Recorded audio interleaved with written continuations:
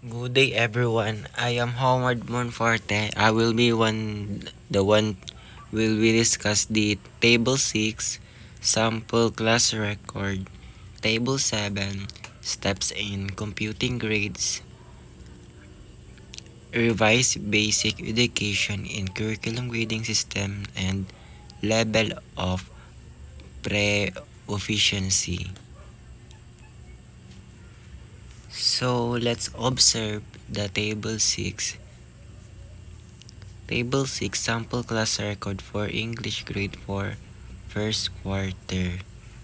For example, we will use the student learner A. We can see the scores. We can see that the written work is 30%, performance task is 50%, and quarterly assessment is 20%. So, the sample class record for English grade 4 first quarter. The sample class record shows how the grades of learners are computed using three major components. The written work is 30%, performance task is 50%, quarterly assessment is 20%. These components are combined to get the initial grade and quarterly grade of the learner. So, written works includes quizzes, assignments, sheet works, and long tests. This the learner's understanding and knowledge of this lesson. Example, highest possible score is 160. So the learner A or the student A score is 145. To compute the percentage score equal 145 over 160 times 100 equal 90.63%. Then multiply by the weight. 90.63 times 0.30 equal 27.19. This is the weighted score. So, in performance task, 50%. Performance tasks include projects, demonstration, presentation, role-playing, and that show skills and application of learning. Example, highest possible score is 120. The learner A score got 100. So the percentage score PS equal 100 over 120 times 100 equal 83.33%. Weighted score 83.33 times 0.50 equal 41.67. Quarterly assessment 20%. Quarterly assessment refers to the examination given at the end of the quarter. Example, highest possible score is 50. The student A score got 40.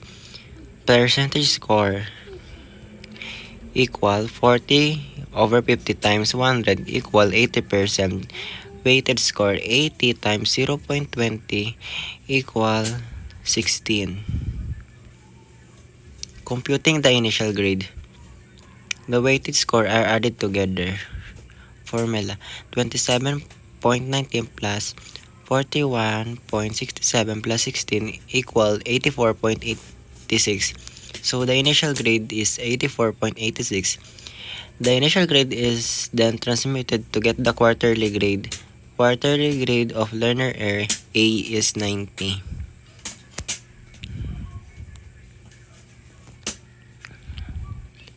So the learner A got the quarterly grade 90 here.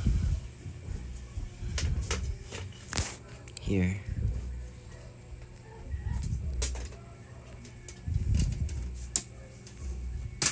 So let's move to table 7, step for computing grades. Table 7 explains the process of computing grades step by step.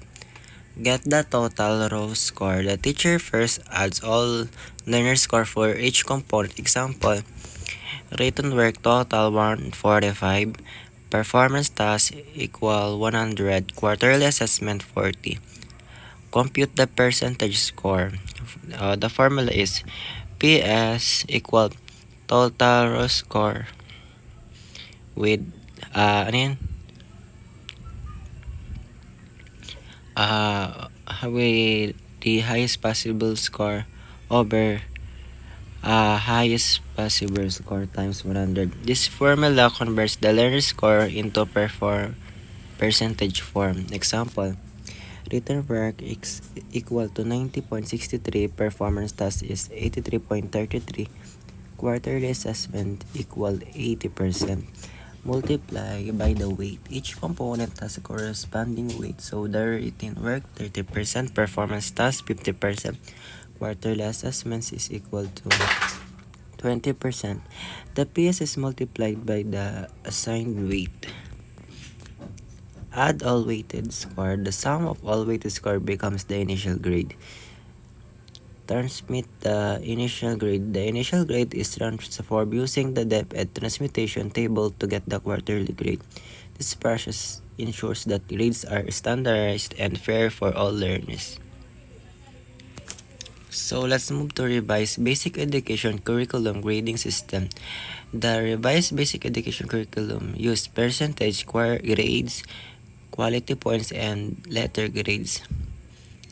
So we can see the performance description going down: excellent, above average to average, satisfactory, below average, minimum, pass, or failure. So in quality points, in excellent, we can see the 4.00, 3.67.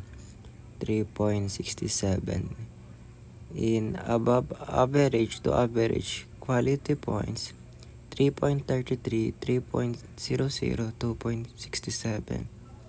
Satisfactory to below average is in quality points is 2.33, 2.00, 1.67. In minimum pass on quality points is 1.00. So failure in quality points is 0.00. So let's move to letter grade.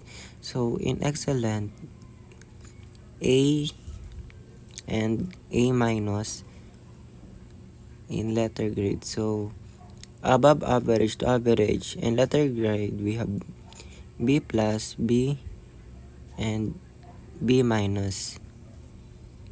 On satisfactory to below average on letter grade, C plus, C, and C minus. In minimum pass letter grade, D. In failure letter grade, F. So let's move to percentage equivalent. In excellent, we have the 95, 92, or 91.7.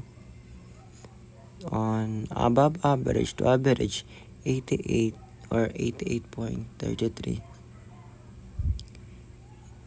85 and 82.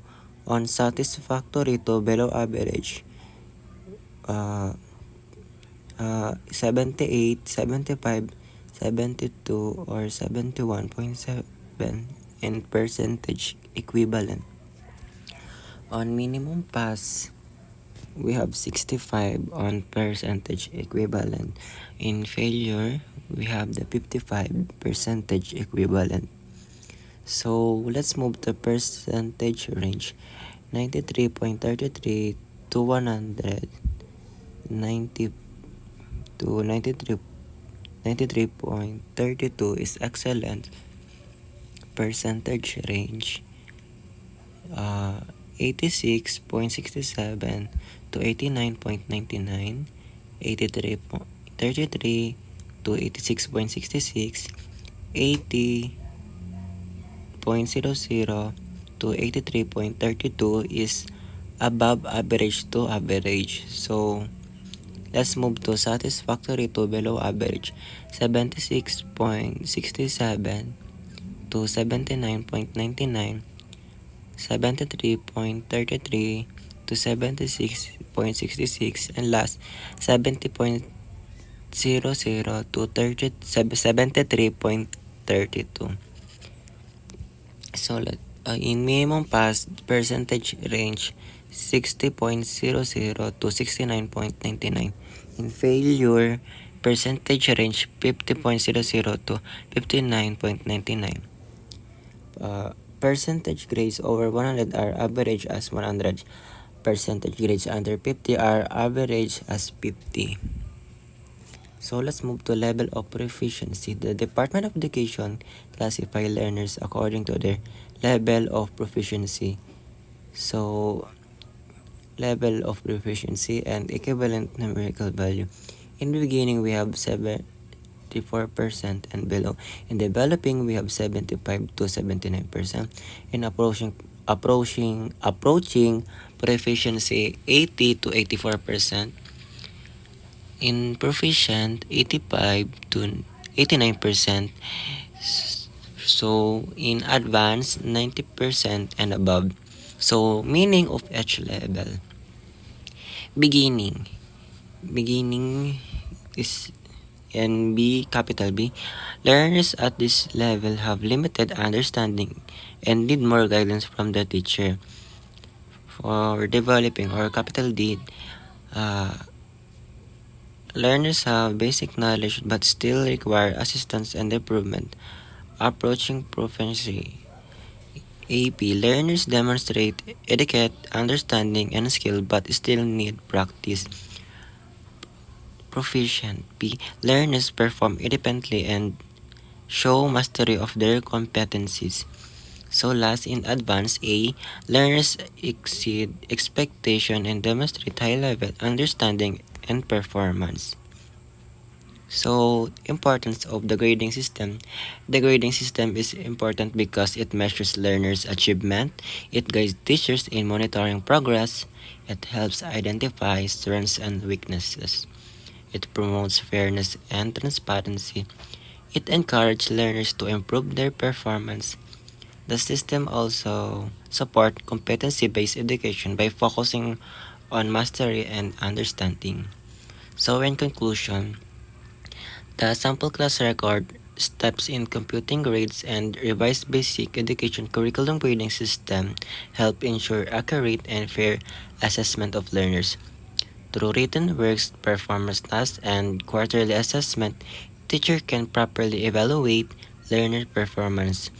The grading and proficiency levels also provide clear standards that guide both teacher and students toward academic excellence and continuous improvement. Thank you for listening.